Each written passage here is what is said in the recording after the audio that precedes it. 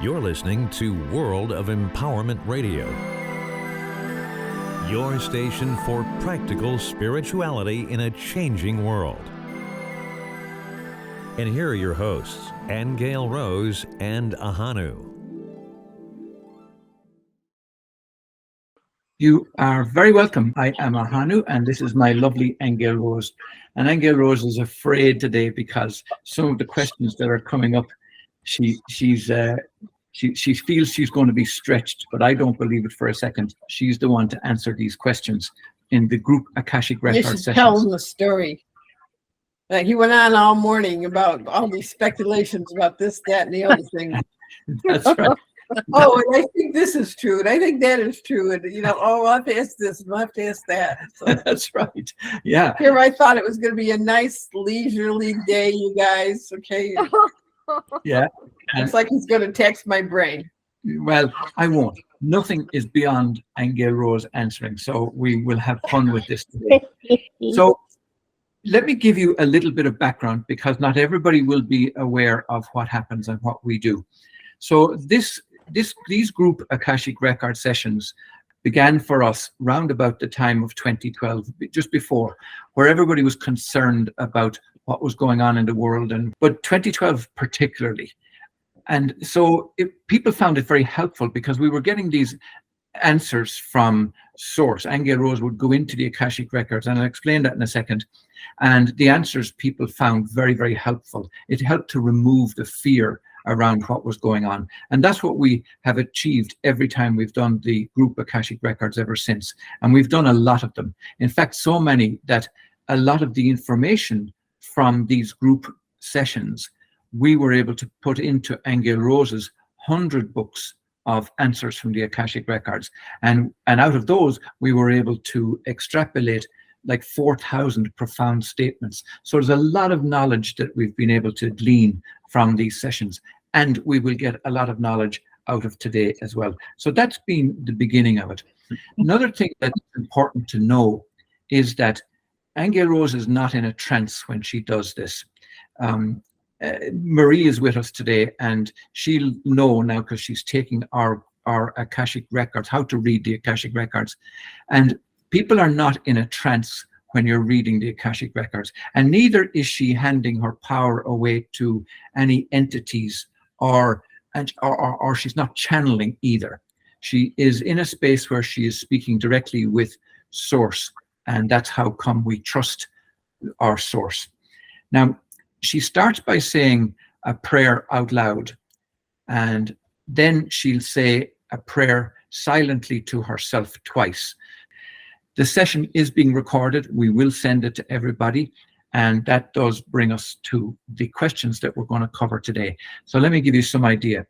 The first one is going to be about the state of the world. We're going to ask about Elon Musk, and we're also going to ask what Source's opinion is about the fifth dimension and Source's opinion about abortion. So that's more or less it. We did have a pile more, but we also know how to judge our time, and we may not be able to fit anything in, and we don't want to disappoint anybody.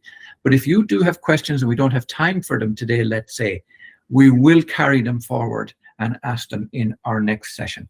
But we're going to do a round robin type of thing. Yes. Yeah. So everybody will have the opportunity to ask their questions. So let us begin.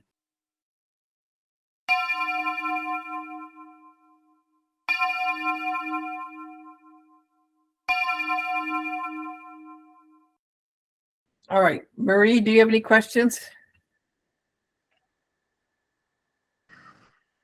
Yes, I did have one.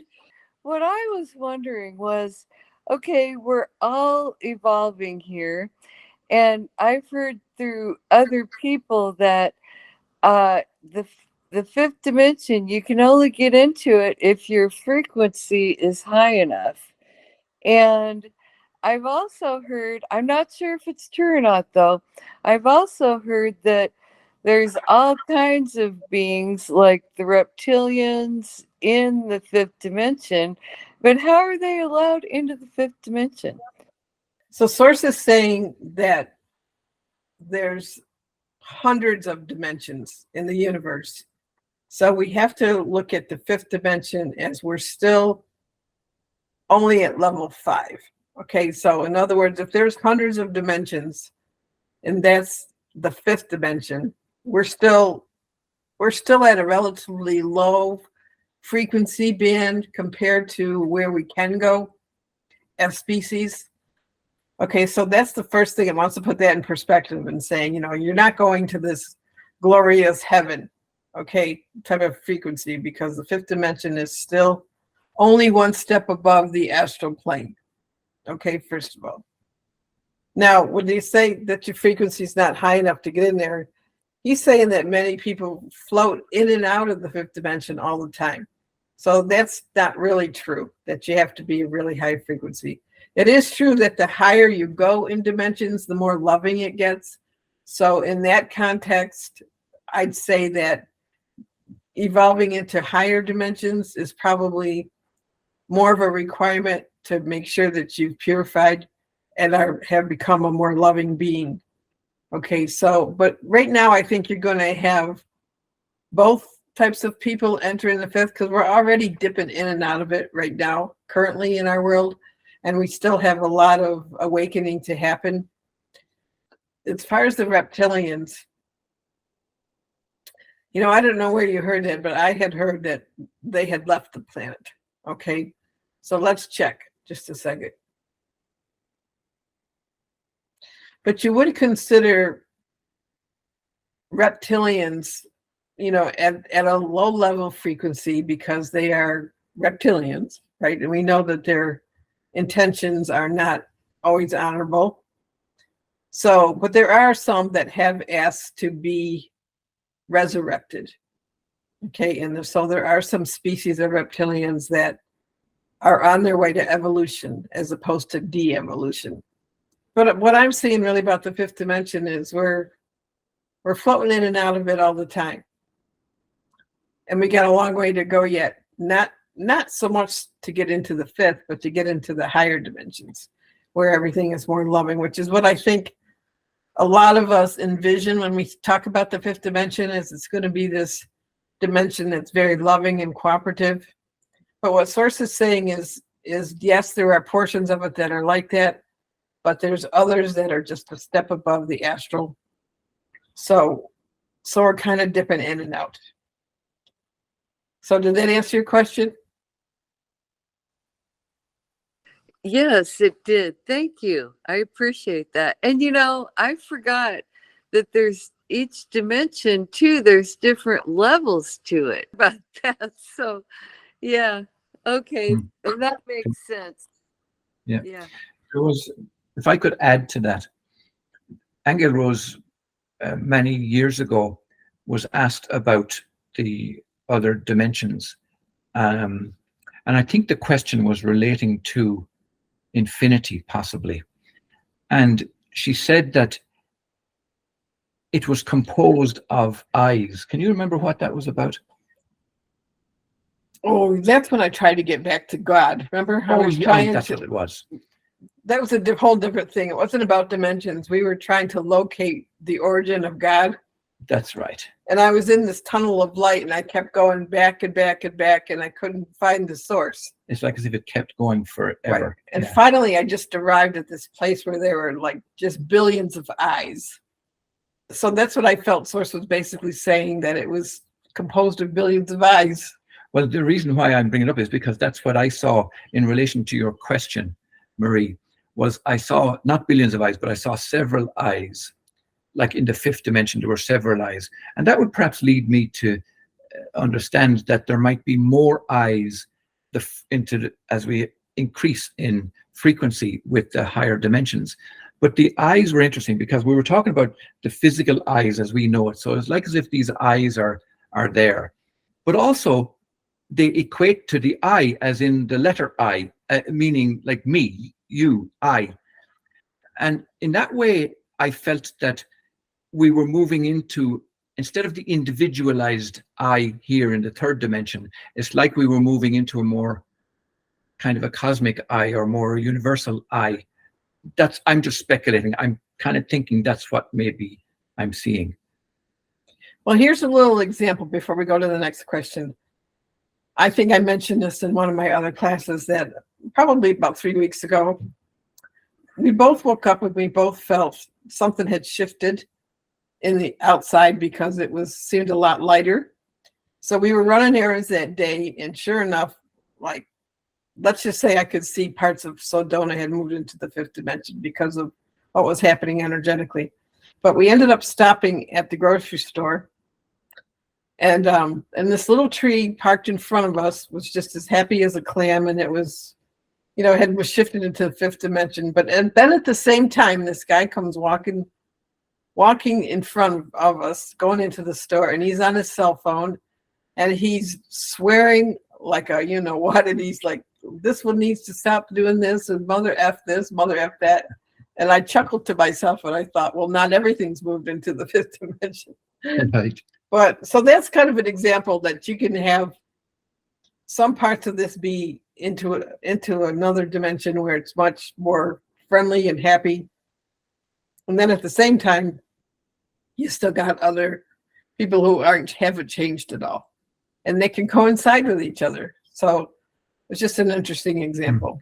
Mm-hmm. Okay. So who's next? Carrie, did you find your paper or no? I have her question. Okay. Yeah. So let me go ahead and I'll ask it for you, Terry.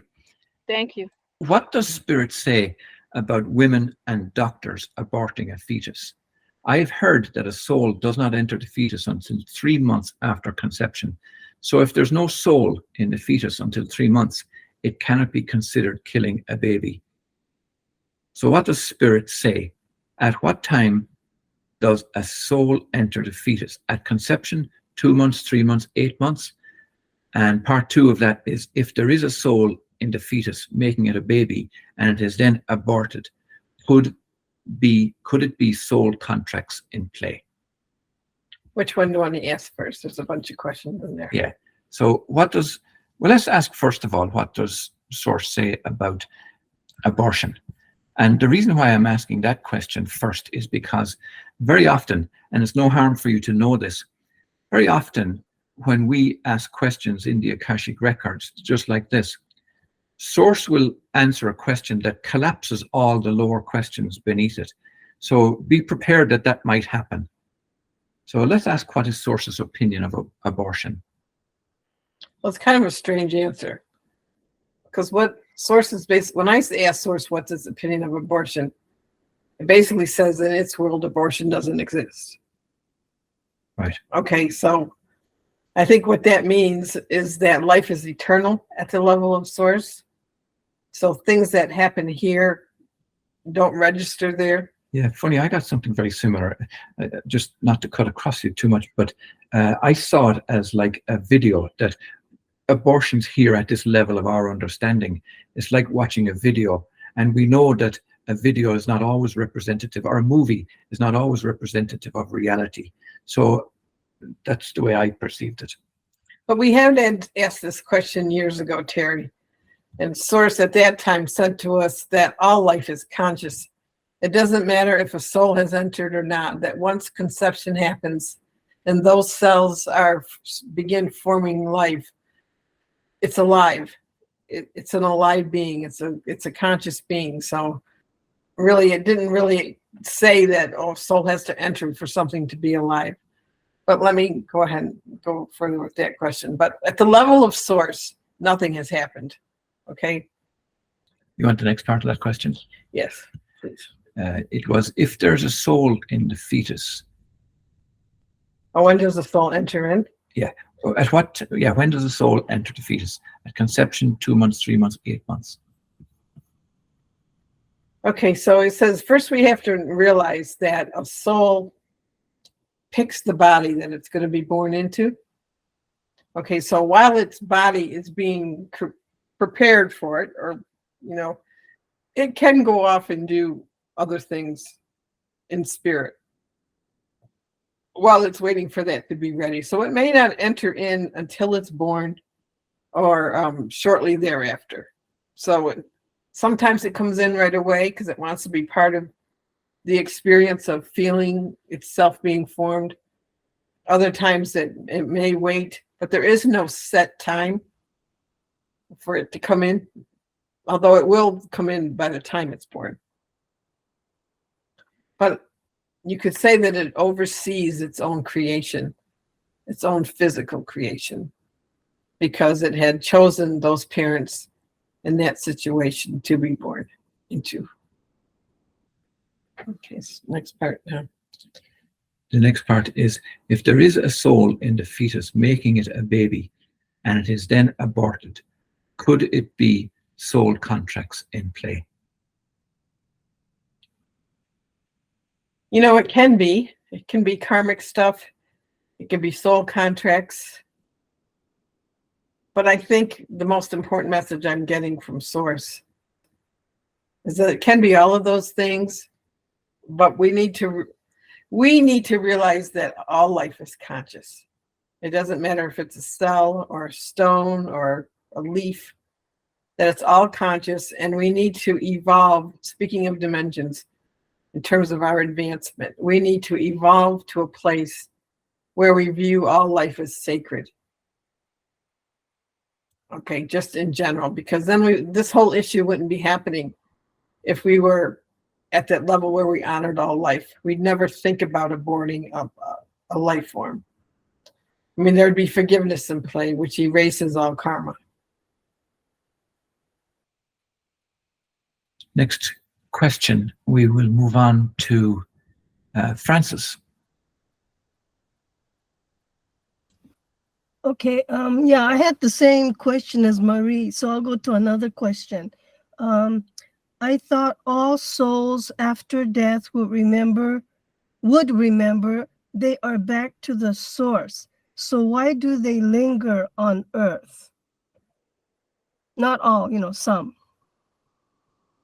Like, what do you mean? Why do they linger on Earth? Why did they come back again? Yeah. Well, they're like ghosts and they don't go back to where they. Okay. Yeah. Yeah. So we'll use the example of a friend of ours who had, I think, 3 or 4 near-death experiences. And when he was out of his body, he saw the tunnel of light. And I think three of those times he chose not to go toward it. And the reason he didn't was because he was afraid of God's judgment. Okay, so I think some souls are not ready to leave the earth and they hang around their families and they want to still see what's going on. Some can't accept the fact that they've died, so they'll hang around because of that. Some hang around because they died under the influence of drugs or even under like anesthesia in the hospital, and they haven't quite come out of that state of being, so they don't have the ability to move on further. But I think, yeah, there's all varieties of people, and some just can't accept the fact that they're gone. Others are in fear of what's going to happen, and some try to get back. So I think there's a lot of reasons. Some, as we know, we've heard of ghosts who haunt houses and things like that. That would be an example of a place that they may have lived that they weren't ready to leave. So I think until you actually, go through that tunnel of light and are headed up towards source, you're just in this kind of an astral place that has to do a lot to do with your state of mind when you leave. Does that answer it for you? Yeah. Thank you. Go ahead, Shirley. Okay. Why are we here again? Why are we here? You mean on Earth? Why are we here? What's the story? You mean, why did we all come back? Yeah. Yeah. I've heard so many versions and I wanted to hear this version. Okay, well, the first thing Source is saying is because you still haven't evolved to your liberation yet.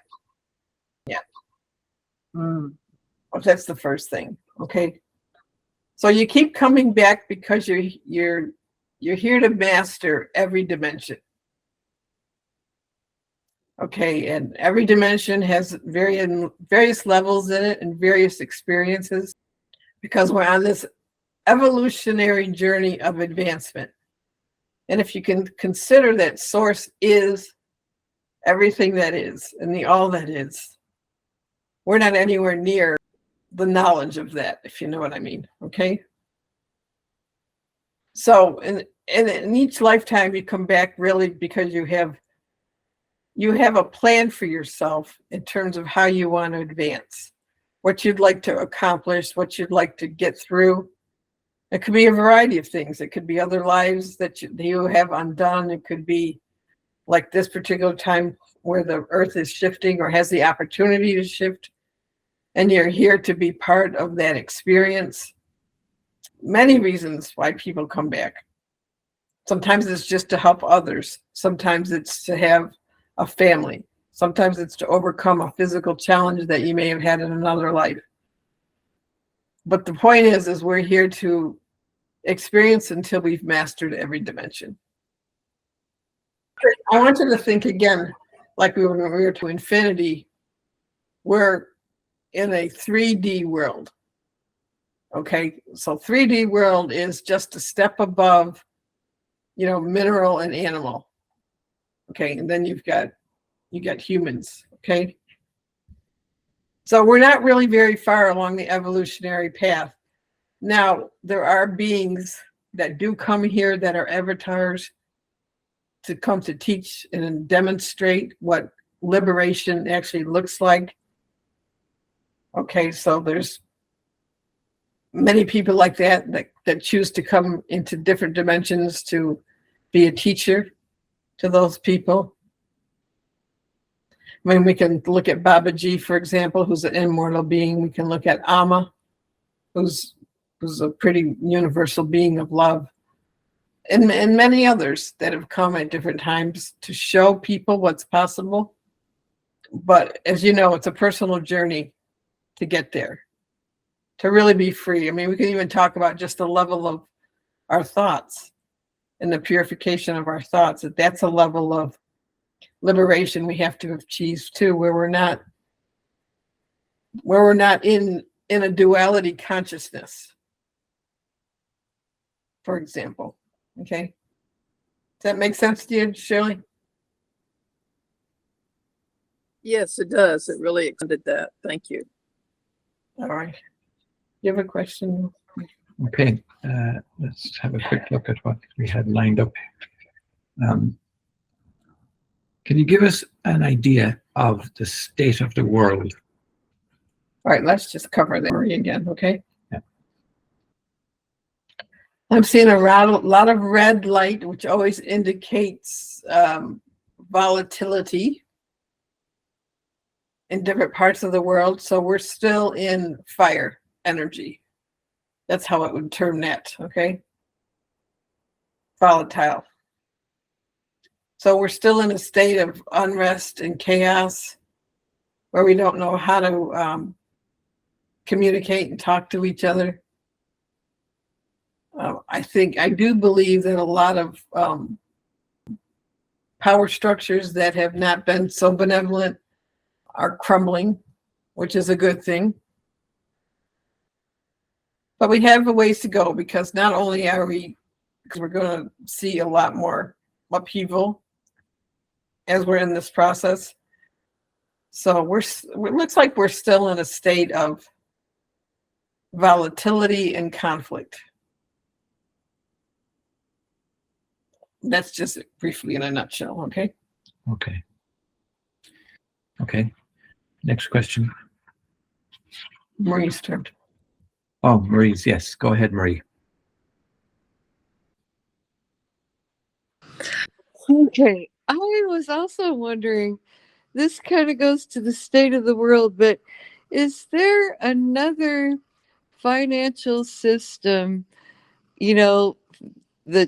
that's an honest one? And I've heard of this. It's called the quantum financial system. Is that set up to take the place whenever the one we're using now is over and done with, when that all goes away? Interestingly, though, when I look at the financial system, our current financial system, I don't see a crash. I see it just kind of lingering on as it is now, slowly just plodding along There'll be lots of speculation, lots of rumors about it, but we don't actually change a financial system for about 10 years when we are globally more unified. Okay.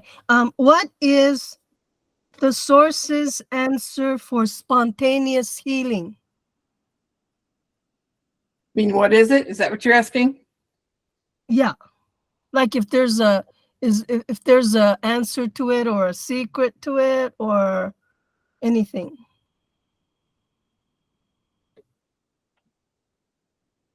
Well, Source is saying that spontaneous healing is when you know 100% that you're a being of love and that there's nothing else other than that. For that to happen, you really have to know that any other form of illness isn't really it's not really true, because the only thing that's true is that you're a being of love. So you have to like 100% know that you and everybody else who may be involved is only made of love and composed of love, and love is a perfect system. It's almost like saying, you know, you have to know that you're in a state of innocence. Mhm. And everybody's innocent no matter what we've been taught. And you have to be able to believe that about yourself and everybody else. That you're pure and you're innocent and you're a being of love, and that being is perfect. Derry, do you have a question? Yes. What is going on with people being born female and then saying that they are actually male and vice versa? And a lot of them getting their bodies altered just to match what they say that they are. What is that all about? Yeah, hang on just a second. Well, what Source is saying is that it's actually, I got to choose my words carefully because I don't quite know how to explain it. It's actually a form of bleed through. Really, it's just a distortion.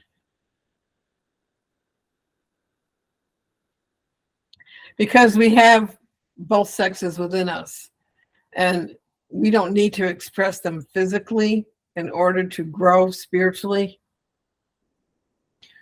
Do you think, Aingeal Rose, that same bleed through that you talked about, could that be a condition of this moving dimensions or this kind of change that's taking place? No, I don't think so. It's not part and parcel of the same thing. Okay. No, I think it's an identity confusion based on a bunch of things. Okay. Genetics plus their own soul issues. Okay. The only thing, how that relates, the only reason that relates is because we're in a time of purification where all these things need to be resolved. So you could say it's come up for healing, but the way it's being received and expressed is not really the answer. Right. Yeah. So is it the case that these people need love as a resolution, or need to forgive their own ancestral line, or what would be a way that well, Source is saying they need to go within. So it's like, but how can you tell a child that, for example, right. Or you know that they need to go in and learn about who they are inside, okay, or what issues they may still have unresolved from other lifetimes that they're carrying through with them.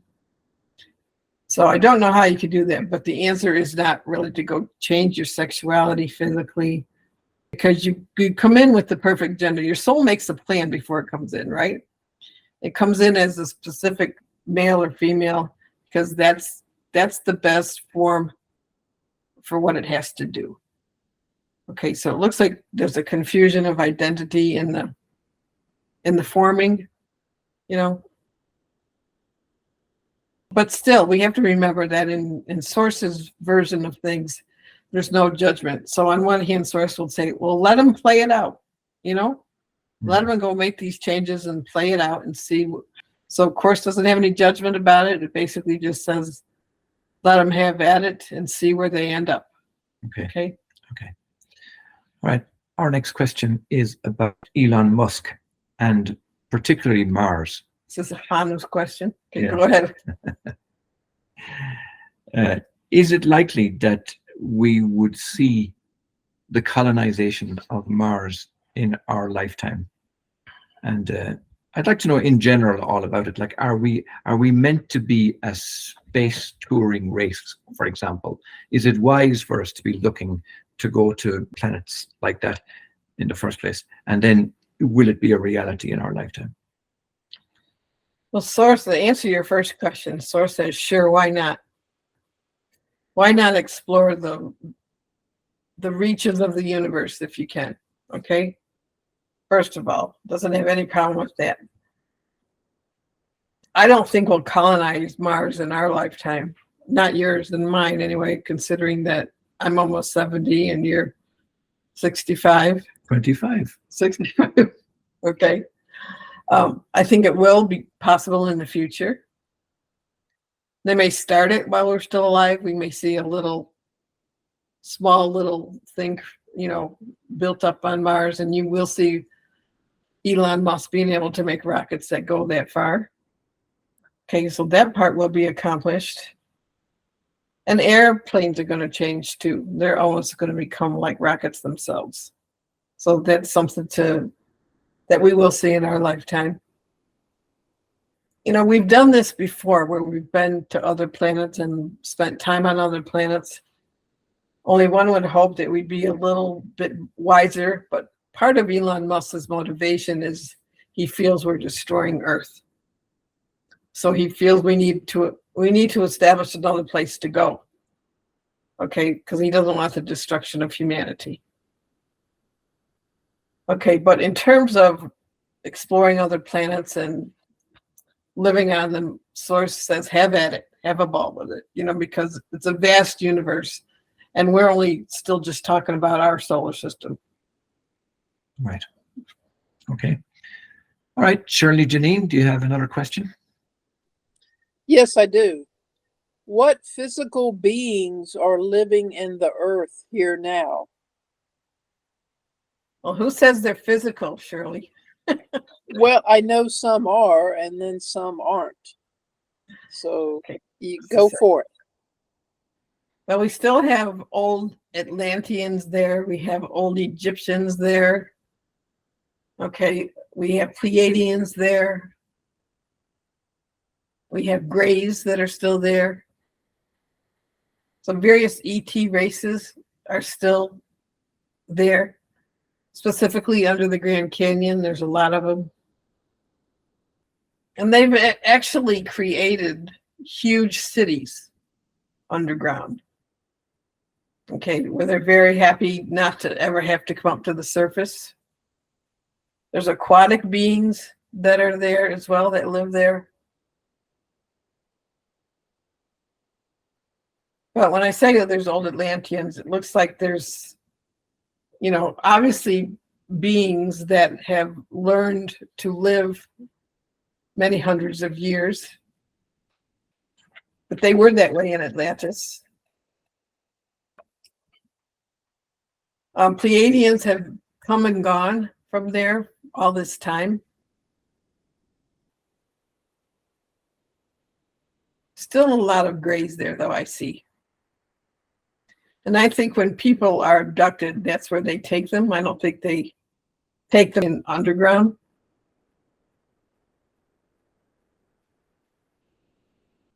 You do have some immortal beings that live there, but not very many. We want to go to the Mayan civilization. There's some of those people under there as well. And remember when we were up in New Mexico, Hanu, the Hathors. Oh, yeah. There were some Hathors that had actually been trapped underground. That's right. Remember? They couldn't get off the planet in time. Yeah. There was cataclysms. That's right. And they were actually planning some kind of a triangulation on the Earth that would give them a mechanism to get off the Earth. Yeah, there were some Hathors from outside the earth that were coming back to try to help them save rescue their people. their ones that were trapped underground. That's right. Okay, so we have that happening as well. You know, the Egyptian people that I'm seeing, in a way, they look kind of interdimensionally caught as opposed to physical beings there. And why I say that is because they had their belief system to go to the underworld first before they got out, remember? Some of their belief systems. And I think some were caught actually in inner earth or underground and never made it out.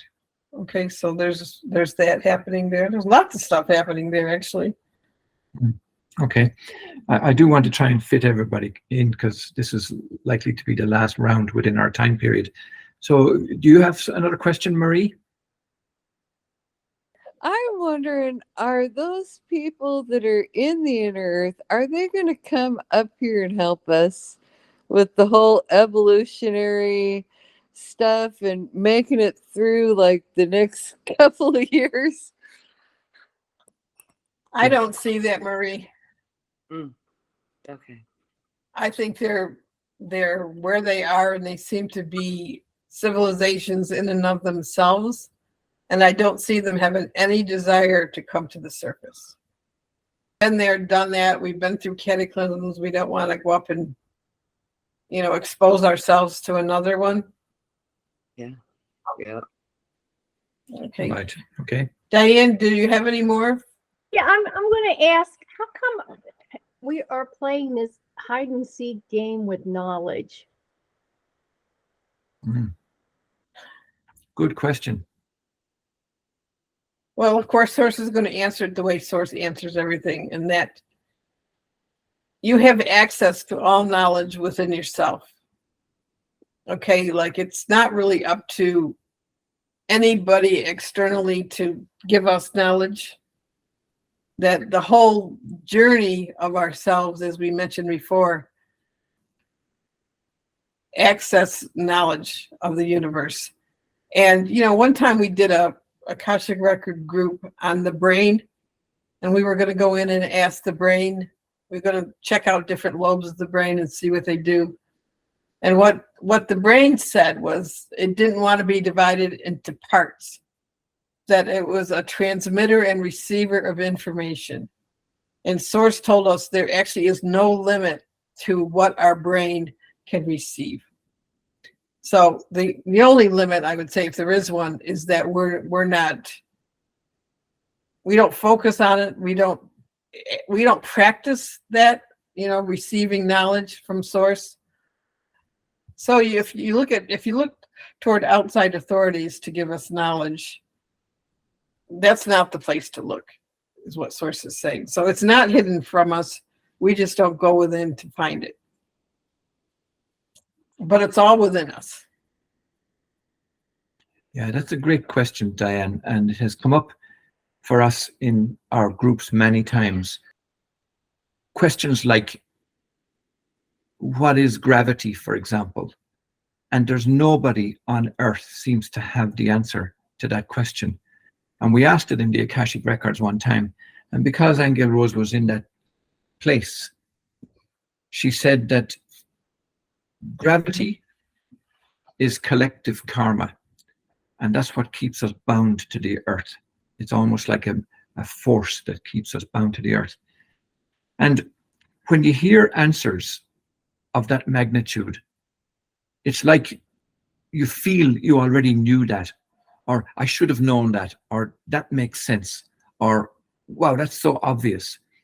But there's something about us that contains us and prevents us from grasping bigger concepts about our universe.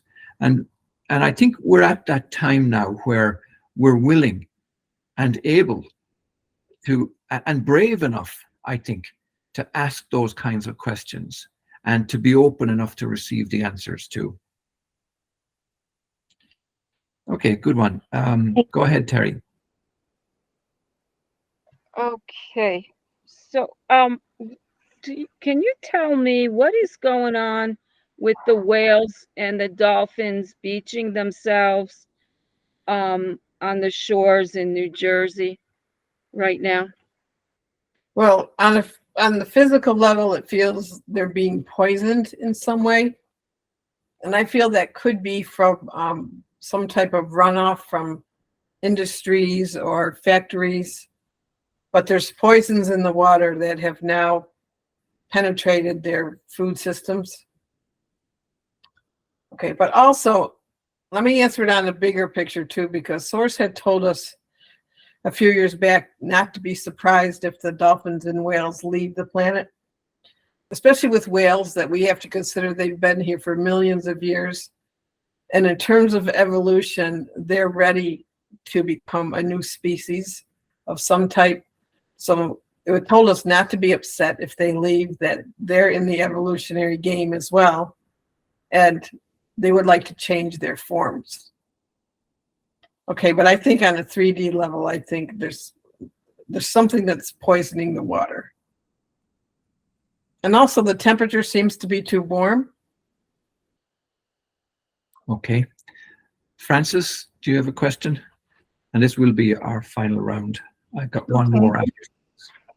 Okay, all these missing people in the state and national parks, if they're abducted, who is abducting them? I think some of them are stolen, okay, to be used in sex trafficking. Okay, so I think very few are abducted in that way. It looks like it's more sinister than that, unfortunately, that they're being stolen by not so nice people. So they must, these people must be lurking or hiding to do this. Yeah. In fact, there was just I don't know if you saw the news about this 13-year-old boy who just, him and his sister were outside, and his sister was younger than him, and they saw a man come out of the woods and grab the child, cover her mouth with his hand and try to pull her off into the woods.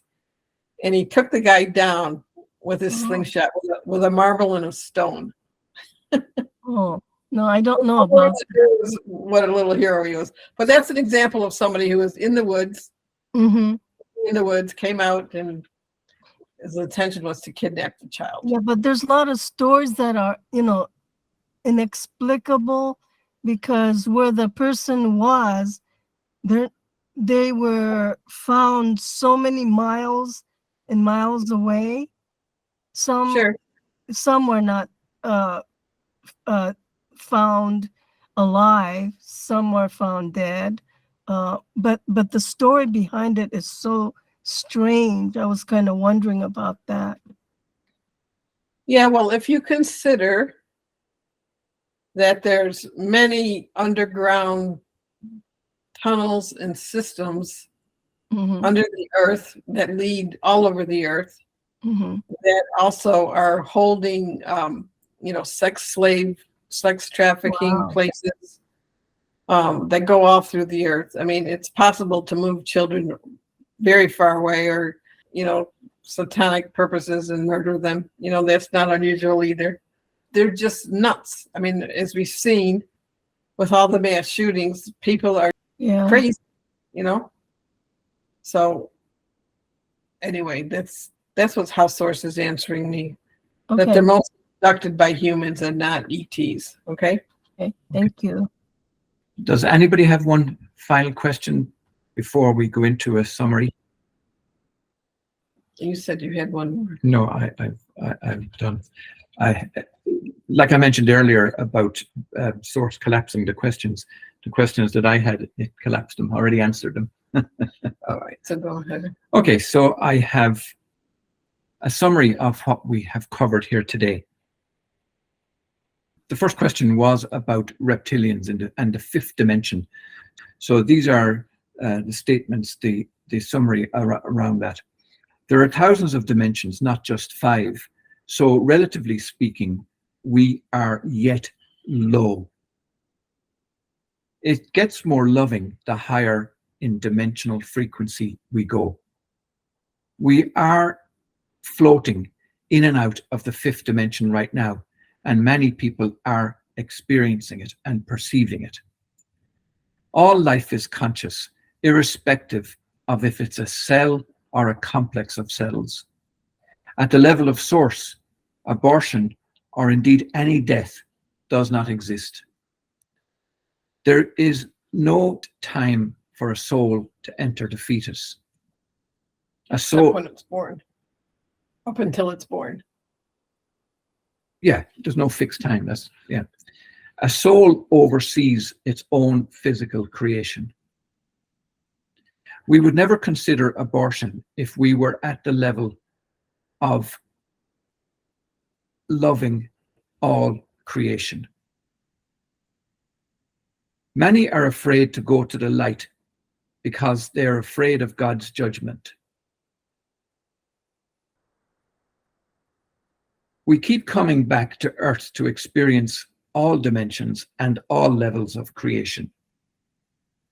Everyone is on an evolutionary journey of advancement to experience until we master ourselves and all dimensions. And with regard to the questions about the world, there's a lot of red light in the world indicating conflict, volatility, and power struggles. The quantum financial system is still many years away until we are more globally unified. Spontaneous healing is when you know 100% you are a being of love. No forms of illness are true because we are composed of love, and love is a perfect system. We don't need to express gender physically in order to grow spiritually. Our born gender is the best form for what our soul needs to do. Source says, why not explore the far reaches of the universe? In the near future, the airplanes become more like rockets. Old Atlanteans, Pleiadians, Hathors, and Greys have created cities underground. Many subterranean beings live many hundreds of years. Abductees are taken underground, not to an alien solar system. It is unlikely inner Earth people will come to the surface to help us. We have access to all knowledge within ourselves. Whales and dolphins are beaching because physically they're being poisoned by pollution. Whales and dolphins are ready to evolve and not to be upset if they leave the planet. Children are being abducted and are being stolen for sex trafficking and satanic rituals. And that does bring us to the end of our session today. No, Thank you. very grateful. Very grateful. Thank you for today. You're welcome. Well, thank you so much. Thank Okay. Thanks, you. y'all. Thank you. Blessings to Good to everyone. spend time together. That was Bye. fun. Thank you. Thank Thank you. you. Bye. Bye-bye. Bye-bye. Bye-bye. You can subscribe on iTunes, Stitcher Radio, and on our website at worldofempowerment.com. Don't miss an episode. Hit the subscribe button now.